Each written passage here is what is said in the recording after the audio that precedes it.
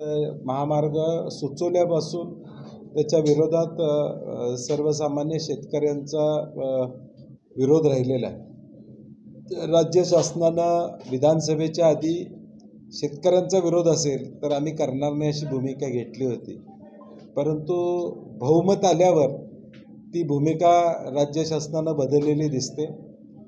गरज नसताना हा शक्तीपीठ महामार्ग केला जातोय।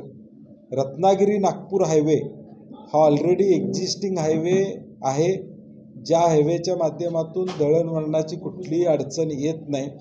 अशा वेळी 86,000 कोटीचा हा प्रकल्प गव्हर्नमेंटच्या गॅरंटीवर, एका बाजूला बजेटमध्ये पैसे खर्च करायला शासनाकडे पैसे नाहीत आणि पुढच्या 90 वर्षाचा टोल चालणार आहे, कारण की 86,000 कोटी रुपयाचं कर्ज घेऊन जो कॉन्ट्रॅक्टर हे काम करेल त्याचं व्याज, त्याचा परतावा हे करायला किमान 60-70 वर्षे लागतील, कारण की 3,000 कोटी रुपये जरी वर्षाला या मार्गातून उत्पन्न मिळवायचं झालं तर किमान 60 लाख वाहनं या मार्गातून जायला पाहिजे आणि म्हणून हा फायनान्शियली वायबल नाही। याच्या मागचं वेगळं काहीतरी कारण आहे, कदाचित कुणाच तरी सिमेंट कुणाच तरी व्यवस्था करायची म्हणून हा मार्ग केला जातो आणि म्हणून पूर्णपणे शेतकऱ्याचा विरोध आहे। 12 तारखेला राज्यव्यापी मोर्चा 12 जिल्ह्यातला आम्ही आझाद मैदानावर, विधान भवनवर या ठिकाणी घेऊन जाणार आहोत।